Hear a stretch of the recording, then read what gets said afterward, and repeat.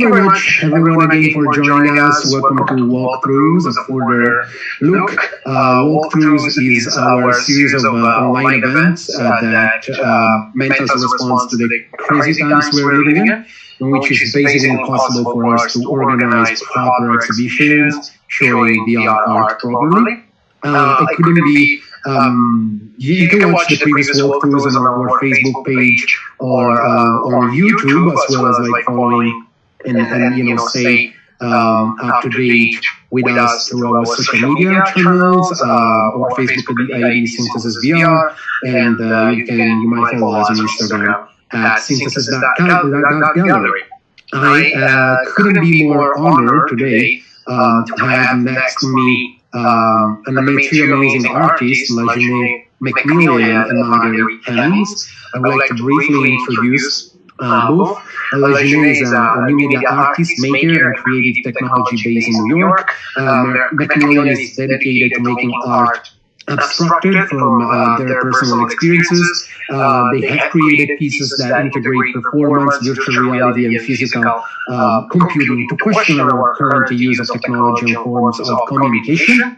McMillian's artistic projects is centered around creating technology mediums that are inherently intersectional, allowing communities that are being ignored to have a space to be recognized, loved, accepted, and heard. Marguerite Hemmings is a Jamaican-born, Jersey-raised performance artist and educator, currently based in Philadelphia. She specializes in experimental, emergent, migratory, improvisational, social dance movement styles and technology rooted in the story of the African diaspora. I am George Piale, and I'm an exhibition maker and artistic director based in Berlin. My projects evolves around the role and influence of technology on society through the lens of art and the eyes of the artist. In 2017, I founded Synthesis, which is the first VR-based experimental art gallery located in Berlin. Synthesis is an immersive blend of technology and art displayed under one roof, showcasing cutting-edge experiences by new wave artists and visionaries through virtual reality. Now let's take a look at the structure of today's walkthrough, today's talk. We'll start off with the walkthrough of LaJuné's latest VR fatigue, Clarity. After that, we'll move to, we will present LaJuné's Black Movement project.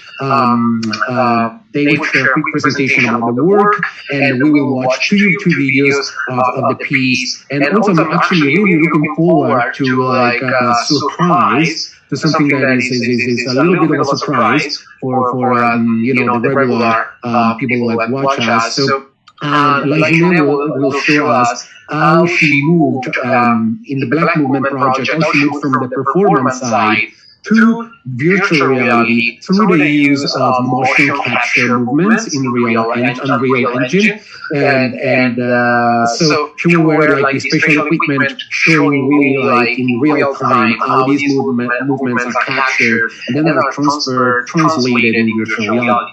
As always, feel free to leave questions for the audience in the chat box on Facebook. I will make sure to regularly check it. And LaJuné, I think we are all set for the start.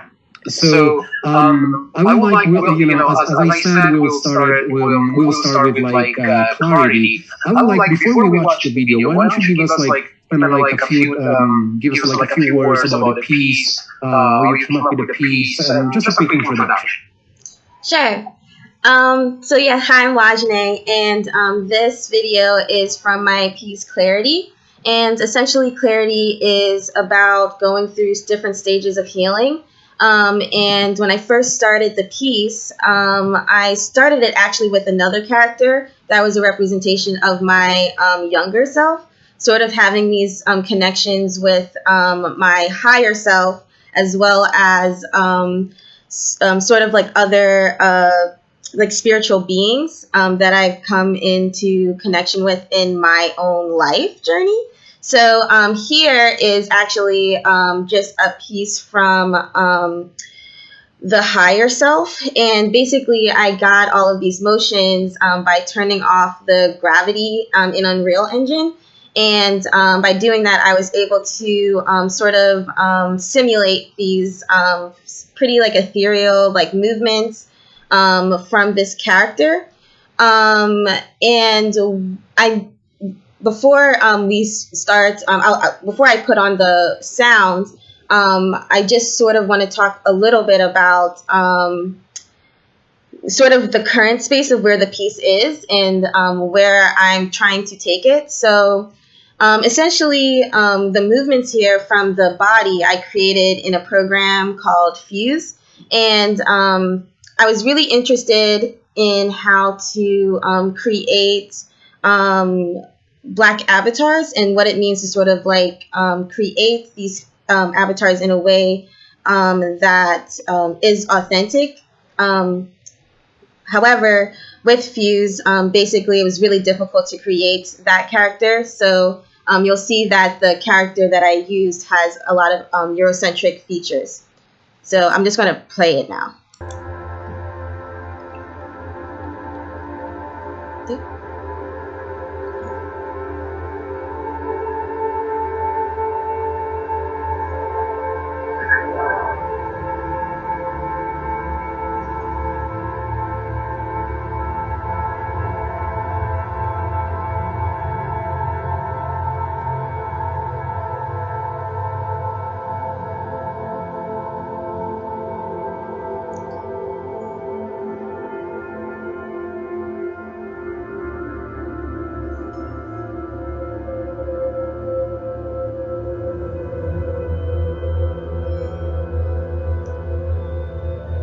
And also this is a capture of me in the VR space too. So basically you're moving from nothingness into like a cave space.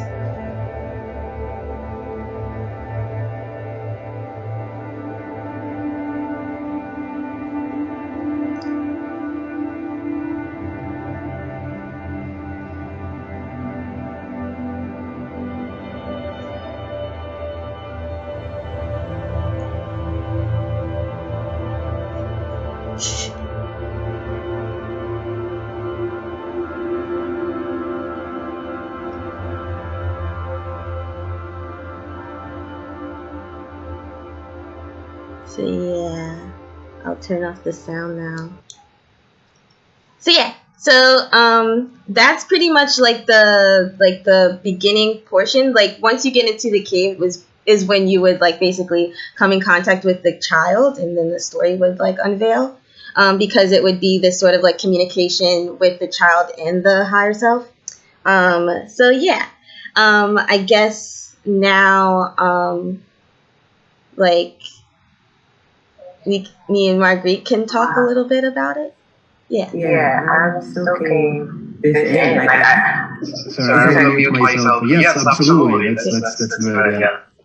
Wow, yeah. It almost brought tears to my eyes. I'm like, can I be in this reality, like for real? Like, how would I take you there? Wow. I think what stood out while you were talking about creating these images while using the technology, you mentioned you had to turn off something in order to. I'm curious to hear more about what you had to turn off in order to get the effect you wanted.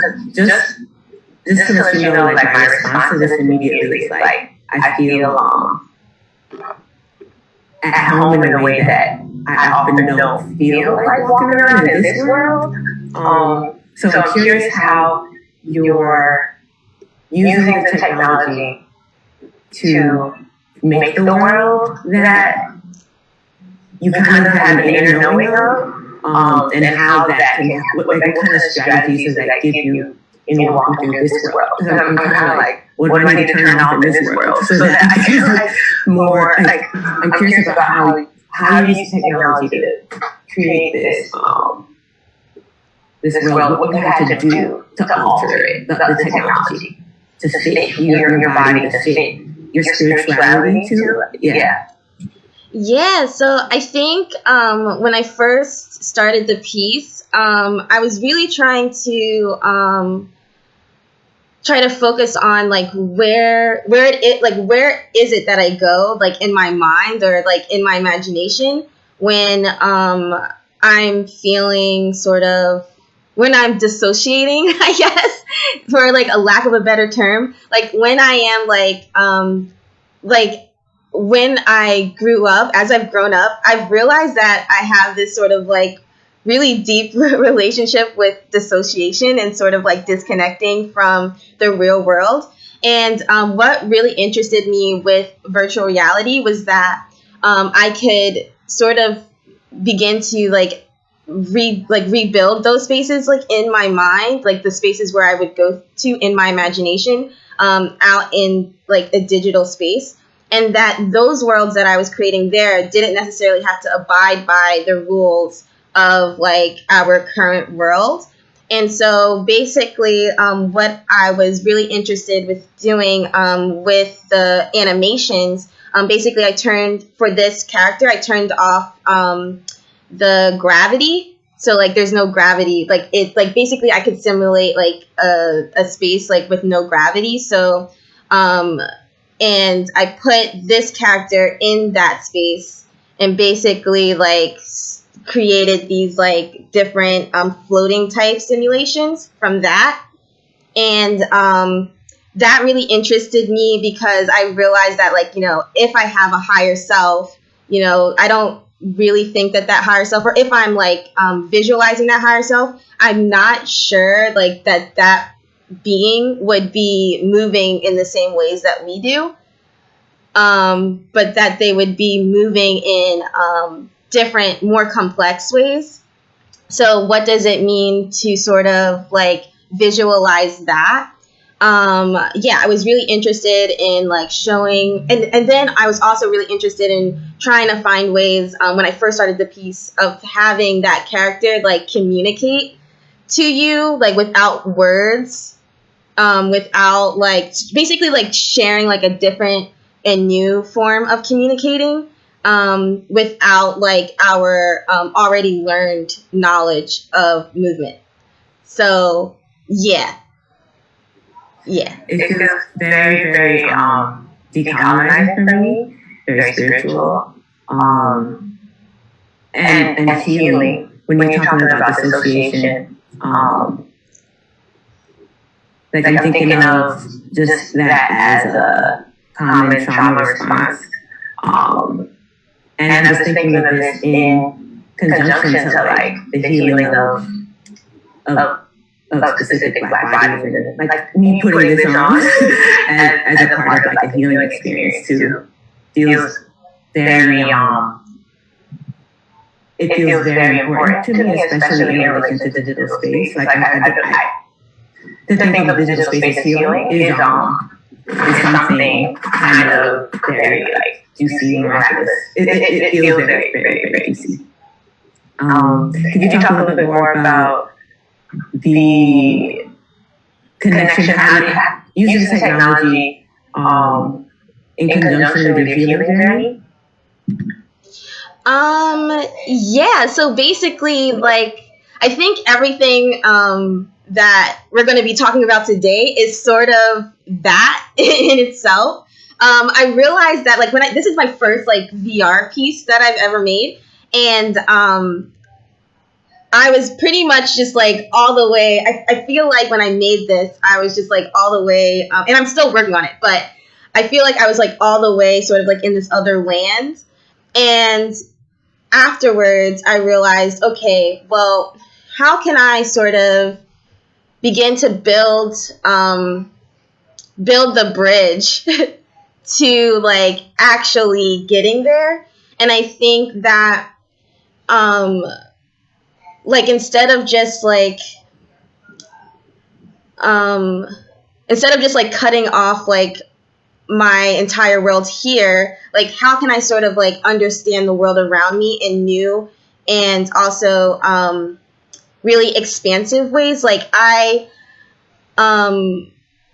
realized that, like, when I first started this, I was just trying to, like, disconnect completely from the world.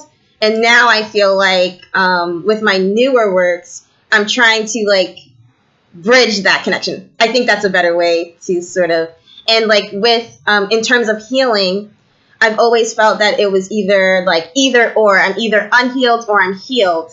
And there's never like a middle ground. And healing is like a journey, you know? And so building an art practice around that bridge and the building of that bridge is something that's very important to me. So how I do that is through like, it's not through just like making the artwork, but it's also through like the conversations that we're having today, and also through like, you know, bringing together people like through like workshops and like different ways.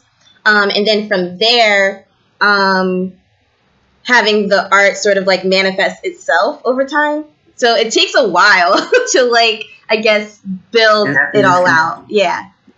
Mm. That makes sense. Mm-hmm. I feel you. I'll just say that. I feel you completely. Yeah, I resonate. Yeah. Yeah, I guess like now I can sort of go into like the Black Movement Project and sort of talk about sort of where this led me, like where like these sort of where this. Can I have actually a question, Janae. You said that this was like your first VR work, right? So I'm curious to like ask you, for those who want to be initiated, like, you know, to VR, for those who want to start, like, to VR, what is the like advice that you feel like give, you know, in light of your experience? Because I guess it's like still fresh, right? It's still like, you know, first VR work, this whole process is still very fresh. So, what is the best advice that you will give to someone who wants to like, you know, start like making VR for the first time? Yeah. Yeah, so I think like for me, luckily I was able to go to school where like they had a lot of equipment that I could use all the time. And so like basically the only reason why I was able to make this was because I like my school had like VR ready laptops and computers, and they had like all of the technology and the equipment that was needed. And I think that for someone looking to get into this space, I think that the first thing that you can do, like I think like a large part of my practice is trying to like make this technology accessible, like in different ways. I think that the easiest entry point to VR, if you don't have the technology tools, is to get into web VR. Like I think that starting out with 3JS and A-Frame like is a great way to like get your feet wet and making things in a 3D space if you don't have enough space on your own computer to sort of like create these robust spaces. So yeah, I think that starting from there and then branching out, like as you start to get more tools, like you get the VR ready laptop, you start watching a lot of like VR, either on your phone, like you can use your phone to watch VR experiences, and watch 360 videos. But sort of like as you move forward, getting more and more expensive equipment to sort of like be able to make and see all of these things. And also like I would say too, like join meetups like online, like meetup.com is a great way to sort of get into the VR space, because there are like, well, I mean, not right now, but when I guess like when things start to open up again and when people are able to sort of like go into like be close to each other again, going to meetups is a great thing to do, because if you find like a VR meetup, they'll have the equipment and they'll have like a lot of the resources, and then you can become part of a community of people who have access to that equipment. So it'll give you like a space to sort of make as well, like if you don't have any equipment yourself. So I would say join meetups, become part of the VR community, watch content in 360, and then like work your way up to getting the equipment for yourself. That's great. Thank you very much. Now let's move to Black Movement Project. As I mentioned before, LaJuné will first give us we'll share a quick presentation. Then we'll move to the videos and then to the motion capture, real-time motion capture.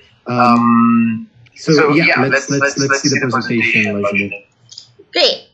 So basically, my work now that I've been doing, I basically work across performance and technology, basically working with other performers and creating installations and projections. And from here, like I was basically saying before, just previously, I realized that while a lot of these softwares are becoming more accessible, there are still a lot of barriers, especially for people of color. Just seeing that a lot of these tools, like I was saying earlier, that my character from Clarity, for me, didn't have the body shape or the features that I had originally planned for that character to have. And I think that is because a lot of these tools that make it easy for you to use they basically do they lack tools that create diverse characters and movements that are unexplored by systems that center assumptions of neutrality. And so basically from there, I realized that maybe I can start to build out a space where this wasn't the case, and where I could make a lot of these tools more accessible, specifically for Black folks. And it really opened the door to so many other ideas about movement and also the body. So it started out as an online database of Black motion capture data and Black character based models. But one of the things that I realized in the beginning of this process was that representation wasn't enough. If I would just create a database of movements and characters, I realized that this wouldn't, that while it did create representation and that people would be able to use these tools, it also opened the door to that may cause harm to our movements and bodies and our humanity. And I didn't want to repeat that. So basically, I took a few steps back and I realized that we really need to understand how Black movement and how Black bodies are already represented in the media and in the tools that we use. And I think that a great, basically when I first started this project, the lawsuits against Fortnite for using dances mainly from Black creators without permission, compensation, or credit, that whole thing happened. And basically all of these dances were placed into the game, and they were erased of their origins. And so the lawsuits now are currently on pause because the dances are not considered choreography under copyright law. And this basically sort of created this whole new expansive way for me to think about what I can do with this project. And also, there are existing motion capture databases online. However, it is a lot harder to find dances that are reflected of the movements that you want. However, it's just a little bit harder because they're not really connected to the search terms. And also, to make it easy to use, these tools often omit valuable information from the users, including information about the motion capture actor who provided the movements and the important historical and cultural information about the movements performed. So I feel like it's important to create a space where we're not only seeing movement, but we're also able to connect those movements to its history, which sort of creates a web of movements, as well as knowing about the person who's in the motion capture suit. It's not enough to just download movements and add them to your characters, because for me, if I'm making art about Black people, about Black stories, then basically I want to make sure that I'm getting motion capture from Black people, and I'm knowing their history as well. So yeah, and then there are also with the character building softwares. This is FaceGen. You sort of see that there's this like dilution in like this sort of like there's like this dilution of like what race is, or basically they're trying to connect race to sliders, which is very problematic. And so basically like African is one slider, East Asian, South Asian, and European are all sliders. And then it really makes you think about who's creating these softwares, about what they're thinking these features look like, as well as another thing that's really interesting about this program is that darker skin is correlated with lighter skin, and darker skin is correlated with masculinity, whereas lighter skin is correlated with femininity, which is really interesting to see like these sort of like biases that are placed within these tools. So how do we combat the exploitation, erasure, and dilution of Black culture and Black people?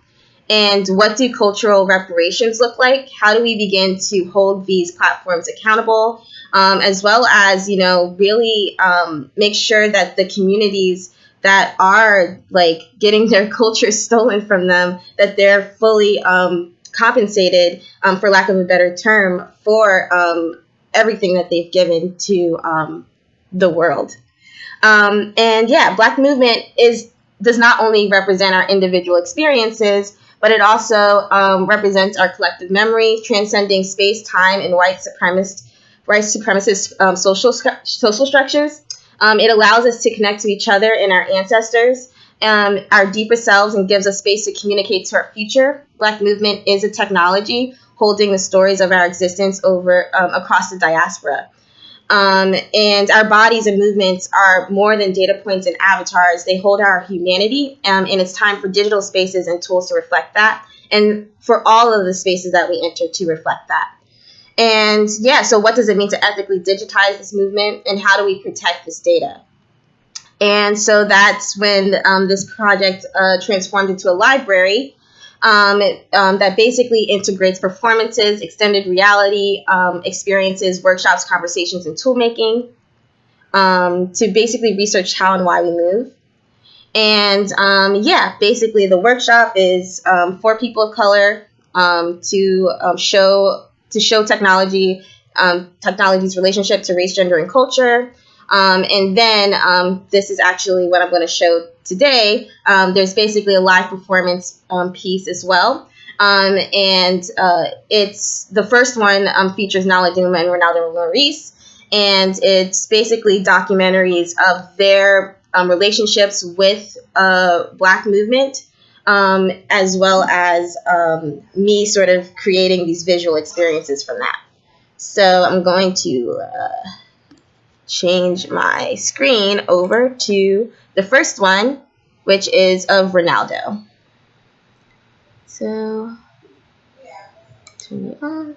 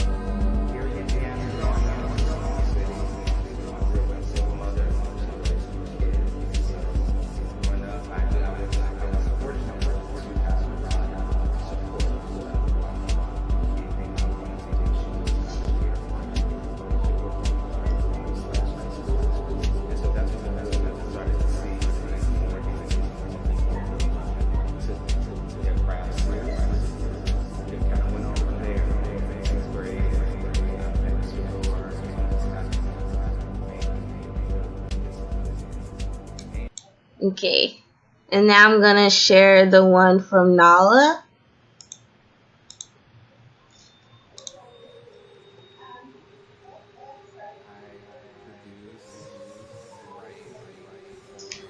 So each of these VR pieces started as live performances too, just so you know.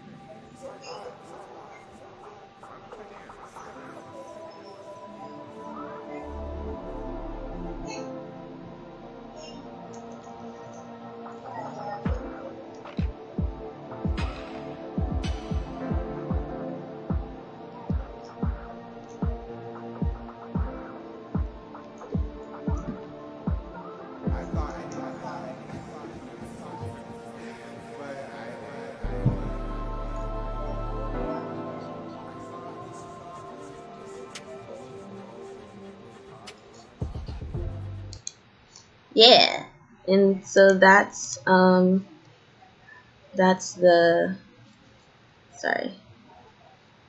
So those are the two, like I'm still like actively working on these, so they're actually like two 10-minute long VR pieces.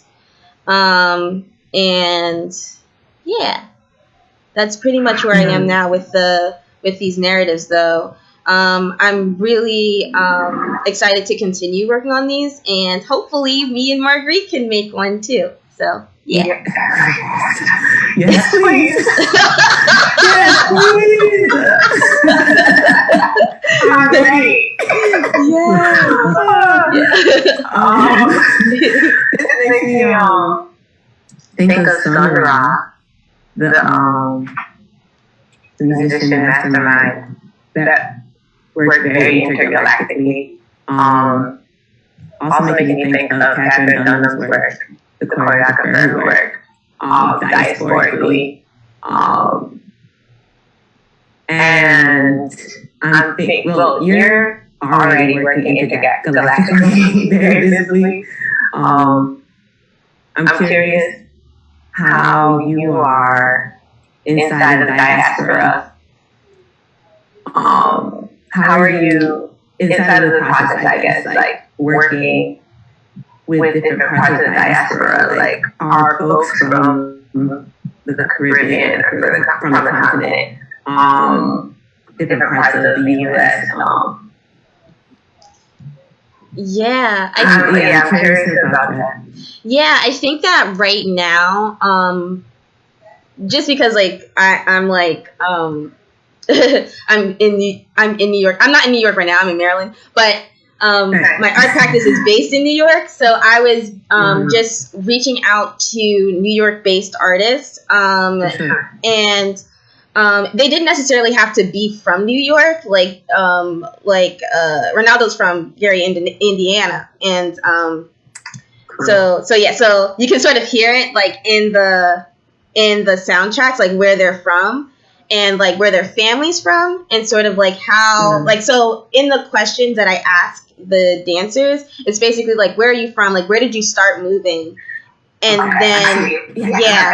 and then like you know, what's your history with movement? And those answers to those questions don't necessarily have to be about, you know, just performance, but they can be about like how you feel moving through space and time. Like there's a part in Nala's where he's basically talking about his time in school, in high school, like growing up, and how he sort of had to deal with a lot going to those schools, and how like this is when he started to do a lot of work that had to do with race.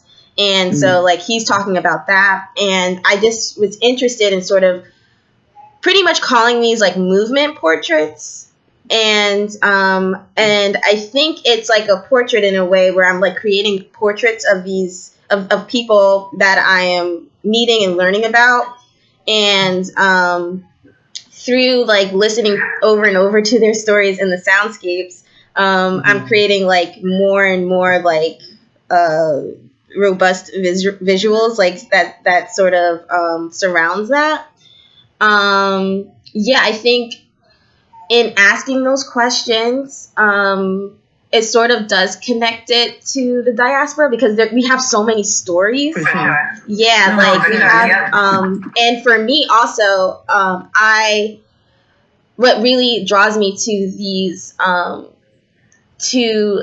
stories and to telling stories in this way is my own like my own questions about my own movement journey. So like through having these conversations, I'm like sort of also trying to like bridge the gap and trying to understand like what my relationship to movement is as well. Actually, I have a question for you. Before I ask the question, can you actually play again the video by Winnow August so that because people right now, our audience cannot see anything, they might really want to enjoy it again. I have a question for you. I think Kira read my mind. I was wondering about, like, can you talk a little bit about the process, like with the dancer, like how much time did you spend with each of them? Is there like something specific that you ask? How long was the whole like rehearsal? Yeah, so I actually started these performances as part of a residency at Barbarian Group, which is this creative agency in Manhattan, and essentially they gave me like the space and the time to sort of bring in both Nala and Ronaldo. And over the process of like 3 months, I like did these interviews with them, and we developed the music for it. And after developing the music, basically having them perform to that in real time. So we did projections, and we just like did like backlit projections for the performance, and they were both wearing the suit, the perception neuron suit, and then I was able to sort of do the visuals in real time as they were performing. And then these visuals, these animations are from the performance. So I was in real time also recording the movements that were going to be used for this VR experience. So it's like this live archival experience that people, when they go to see it, they are a part of. So they're a part of like this archiving experience. And then through virtual reality, you're able to like come back to that night, but in a different way, because like you're not around people, you're in VR. So that was the process. And now with the VR, I'm still working because I'm like a team of one. So like I have to like work on like cleaning the motion capture, creating the visuals in Unreal, like doing all of this stuff and all of this like camera work and stuff. So it's taken me a long time. Like this performance happened last year in April, and it's taken me a while to sort of like come together and sort of like create this visual arc that is connected to the story. I don't know why it doesn't loop, but I'll just turn it back on again. But yeah. Yeah, that's completely fine. Yeah. Marguerite, would you have any more questions for LaJuné? Yeah, I have a million more. I think I just read your mind. I'll try not to do 1 million, but let's see. What next? Okay, so I'm curious about. Okay. What do you learn about performance, live performance versus virtual reality, and how they complement each other, like how what's needed from both? And then I'm also curious about another question is about the kind of economy around this. So the way I'm seeing your work, I'm seeing it speak to the mainstream technologies that are being used, the mainstream like, kind of ethics around like the use of people's bodies, and it seems like you're also speaking to economies around it, so like copyright laws and like who's getting compensated for what. I'm curious in your practice with these dancers and storytellers, how you were kind of working through different economies with them. Like, what are the other examples that you're trying to enact around that? And also the question about virtual reality versus live performance. Yeah, so I think that when it comes to like the performance and versus like the VR, like I don't know, I honestly just love like performances mainly because I mean, I'm never out in the front. I'm always behind like the scenes, sort of just like playing around with like the visuals. But there's something I think a lot more magical about like the live experience, and I don't think I'm ever going to be able to like fully replicate that in I think I know why it says it's not looping, because I didn't click on loop, but it's okay. Sorry. But anyway, basically I think like that being there is something that I'm really interested into like pushing to try to get close to there, but I know that I'm never going to be able to like replicate that in VR. Or if I'm going to do that, like I just have to figure out like what's the best way. In the VR sense, there's something very like being able to play with scale has been really exciting for me. Like right now, you probably don't see it in these videos, but like these characters are so big compared to me as the VR viewer. So like being like next to like these sort of these being next to them as like these like, you know, giants like gods of their own worlds, like is something that's pretty interesting to me, like as a way to sort of explore that, which is something that I don't know that I'll be able to replicate through projections, you know? Like I think that they both sort of offer like different modes of immersiveness. Like, I feel like through performance, like the performers themselves offer that, you know. I think they did that night, you know. I think that my visuals were basically just like a compliment to their already beautiful movements, you know, their amazing like performance. The ways that they performed were just, it was just mind blowing, and then my visuals like complemented it.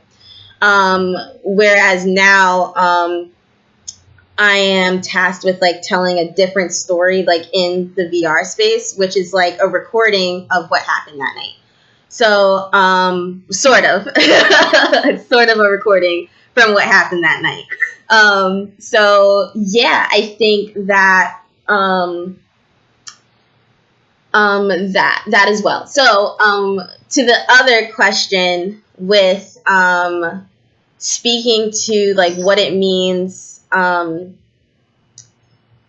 like thinking about like ownership of our bodies and movements, and how I am essentially trying to speak to that through this work. I took a break from, so in the beginning when I first started this project and this process, I thought that it would just be tools that people would use, and that it would be like open source or I don't know. But then as I began to work on the project and learn about like the histories, I realized that I had to start thinking about it a lot differently, and to be a lot more cautious with how I am basically showing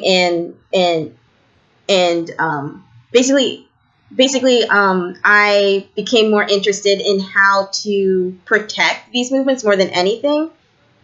Like, so for me, like, if I don't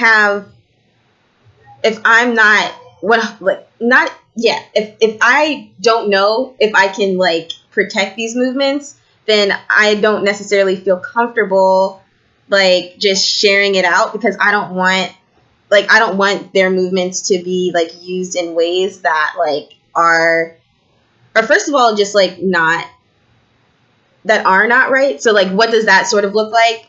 Like, what does it look like to sort of create a space where you're seeing like how the movements would be used, and you're also creating a space for these dancers to get compensated for like their work. So I realized that was just going to create this way bigger project because now it opens the doors like to, I need a lawyer, I need lawyers, I need to make sure that I'm building a platform that is speaking to what it is I'm trying to build.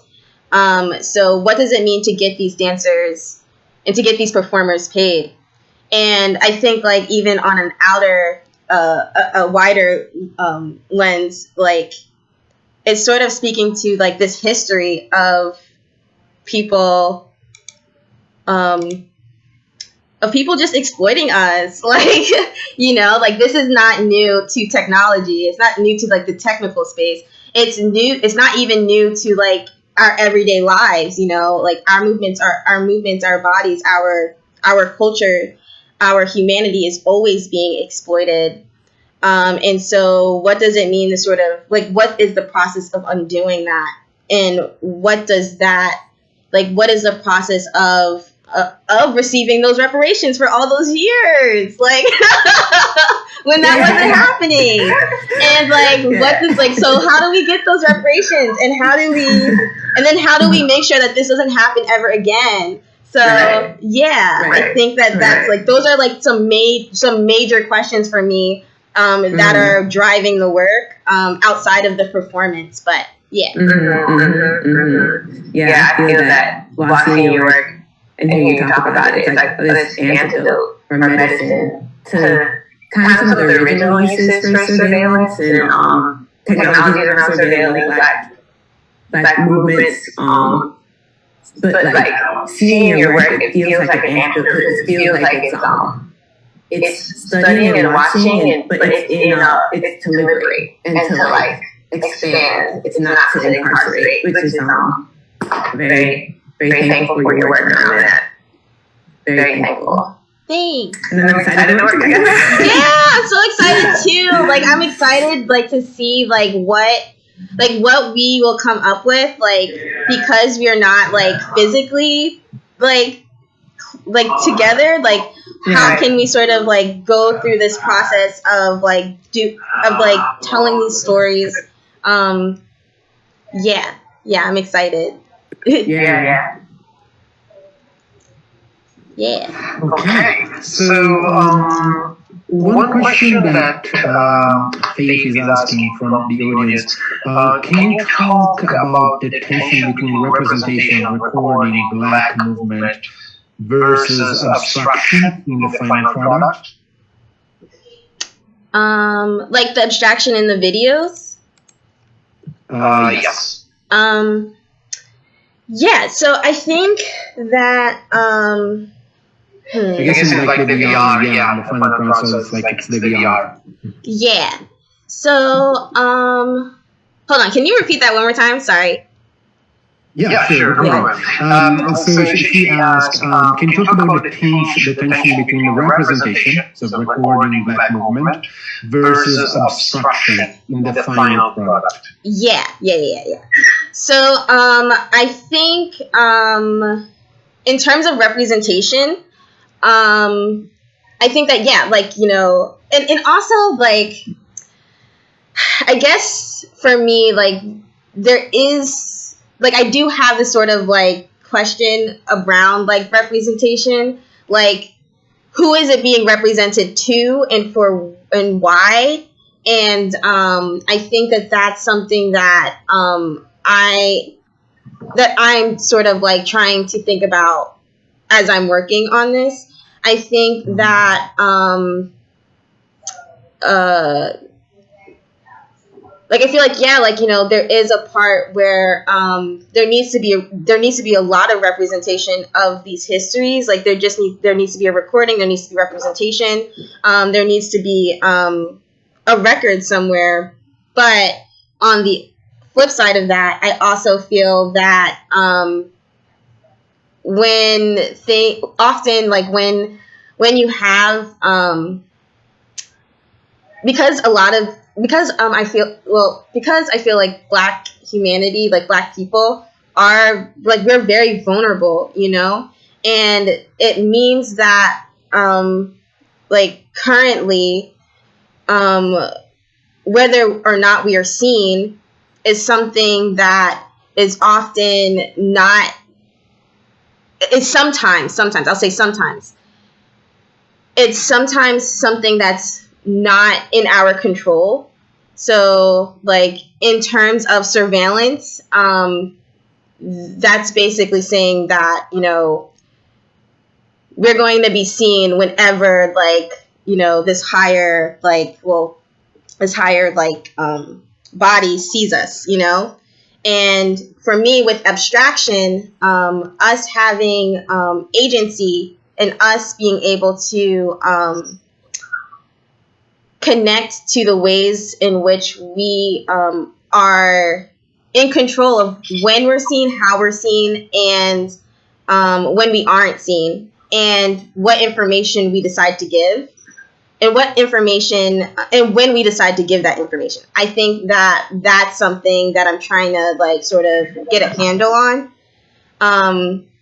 And so, yeah, I think visually, I think it does connect a lot to the abstractions in the process. But also, I do, and just in general, abstractions in the VR, mainly because how I'm getting the data.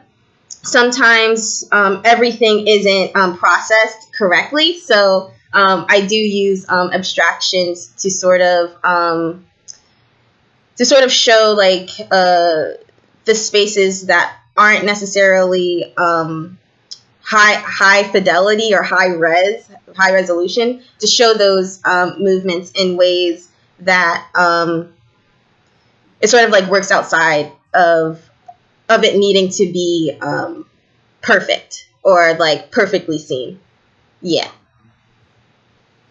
Okay. Why don't you show us how you basically moved from the performative side and through virtual reality, through motion capture and this technology that is now like this it's something that can be done nowadays. Like how you track the movements and basically translated the performative side of the piece to the VR. I know you are wearing this crazy gloves. Yeah. So why don't you show us how you actually recorded these movements and brought it into the digital?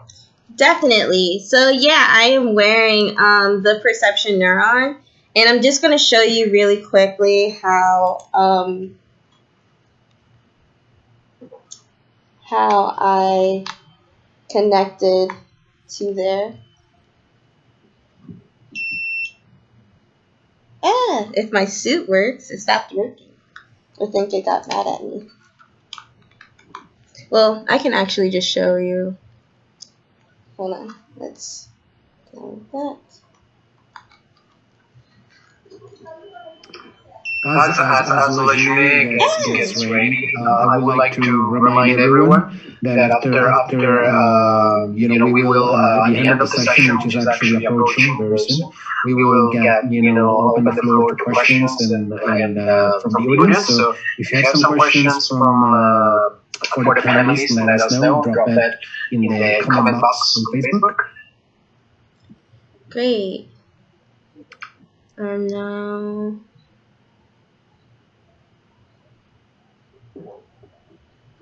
So this is just a test scene, but you see me there, I'm sitting, but like my arms are broken because I didn't, so I don't know if you can see me waving my arms, and it's sort of like changing the waves of stuff. But yeah, no, I'm really excited also about this sort of working, so yeah, I'll zoom in a bit. Hold on. Oopsie. So that's me sitting down. The mocap is broken. This is like a mocap guy. But you can see me sitting. And now you can see me sort of waving my arm. Yeah, and I'm like interested in sort of like... Yeah. Oh, can you see this? Oh, can you see that? Okay. Oh, cool. Great. Sorry. Yeah, I'm interested in ways to sort of like make this process more streamlined and more like and more smooth. So if any of y'all know how to do this, like definitely like let's talk about it. So yeah. Okay, that's all I had to show you. So let me, I want to ask you a question related, this is something that you mentioned throughout this the walkthrough. So what do you think needs to happen or should happen in what you refer to as like the 3D community, VR community space to become more accessible and more inclusive? Yeah, so I think there are many layers, honestly. Like, I think that the first layer is just making the tools less expensive. Like, this motion capture suit I have on is $1,700. And, like, there are now, like, they're starting to make, like, more motion capture suits accessible, but also just like, that's like pretty much like the first barrier is like just the access to the tools themselves.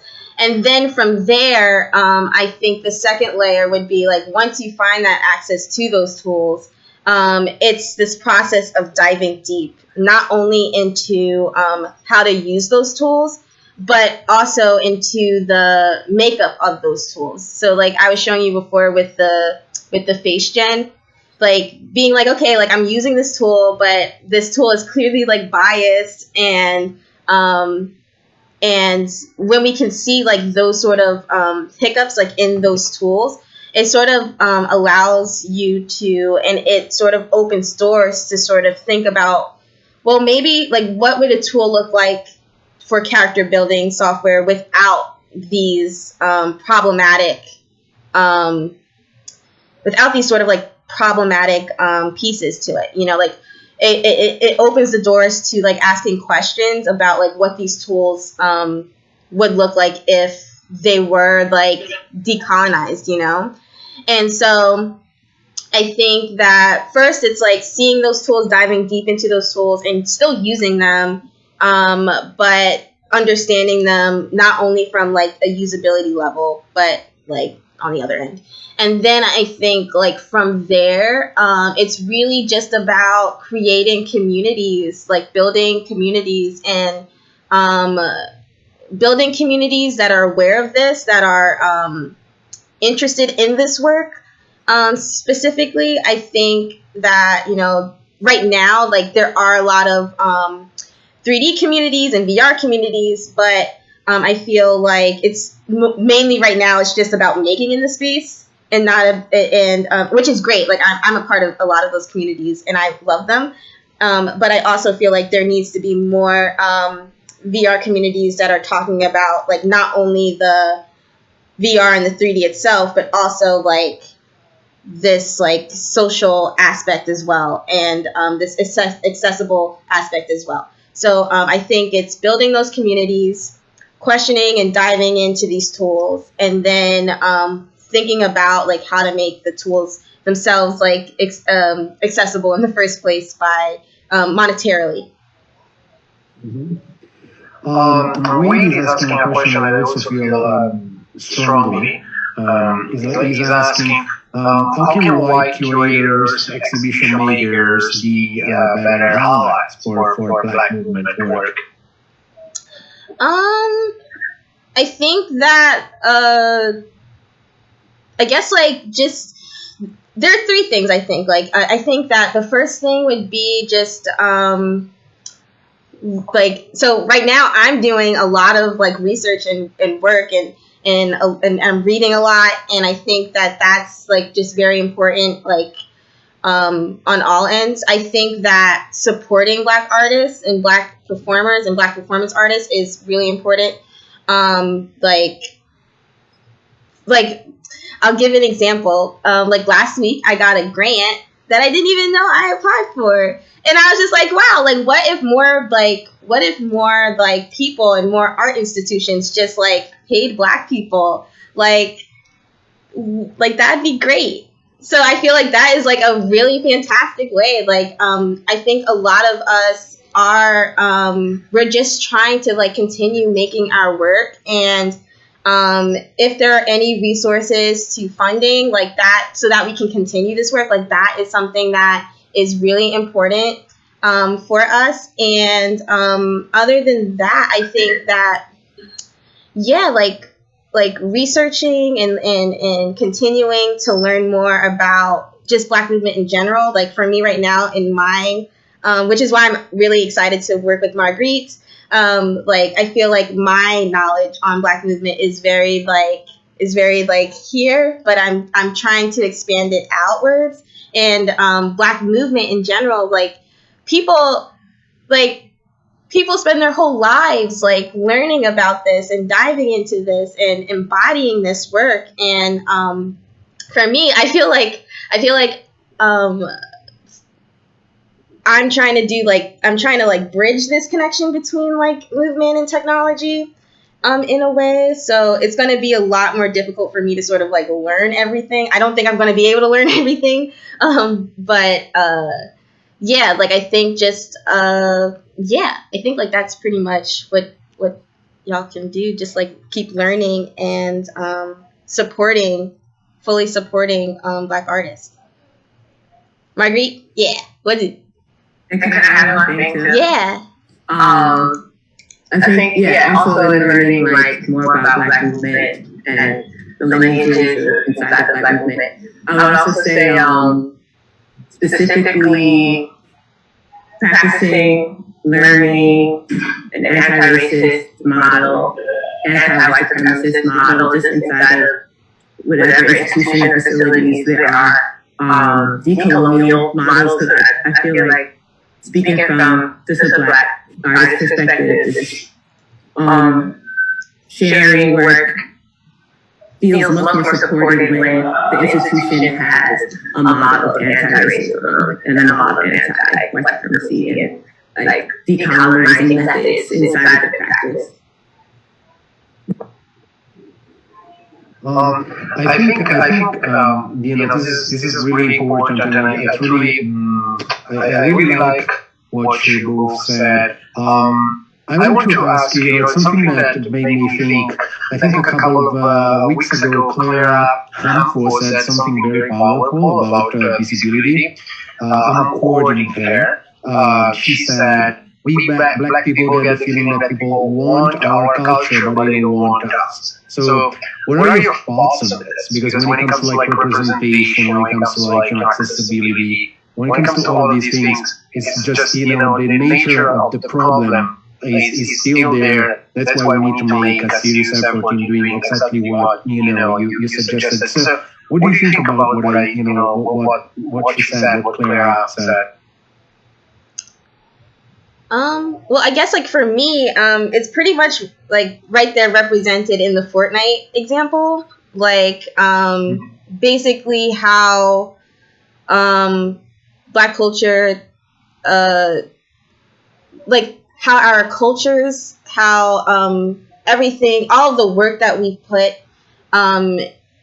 into this country sort of, but basically it just got erased almost in a way, like, or at least the knowledge of it got erased in a lot of ways. I feel like, when it comes to the Fortnite example, you have like these social dances and movements that have grown from other dances and movements from a lineage of that. And here you have this video game that just said, oh, we're just going to take this movement in this dance and we're not going to, like, we're just going to erase, like, anything having to do with its creators, anything having to do, like, with its origins, and we're going to make money off of it.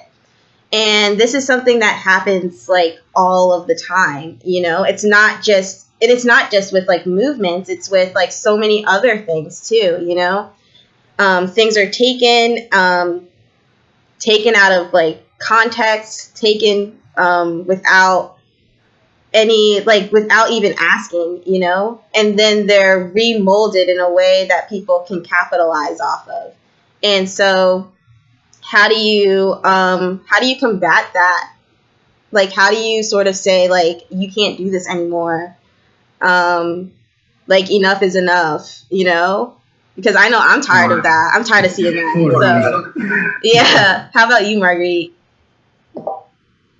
Yeah, I agree with you. And I'm sitting with the quote too.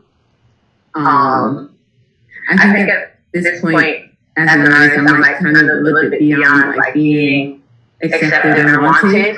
And it feels more like a deep ethical issue where it's like, if there's work that's being represented in any way, there needs to be much more attention paid to compensation, much more attention paid to crediting and supporting the communities that it comes from. And less, I love what you said about it, where it's like representation just wasn't enough. Like, it's just like we're talking a lot now about structural and economic systems that need to be totally reimagined. So, that's what's coming up for me is like there's an ethical attention that needs to be made when we're working with I think Black people and First Nation folks. Like it's like we have to pay attention to this model that's been in place for the past few thousand years. Yes. Yeah. Yeah, can I agree more? Well, all right. So we've reached the finish. We've reached the answer. I would like to ask, I would like to thank everyone. Like, I would like to thank LaJuné and Marguerite for joining us. I think the conversation was beautiful. And thank you so much. I would like to thank those who have watched us and those who have asked questions. We will be back next week, actually on July 6th, I believe, yes. With a walkthrough, the final actually walkthrough with Armin Kiplinger, and Armin Kiplinger will be in conversation with myself. So I think it's just make sure not to miss it. It's the last appointment for walkthroughs. Thank you very much again, everyone, and yeah, see you next week. Thank you so much. Bye.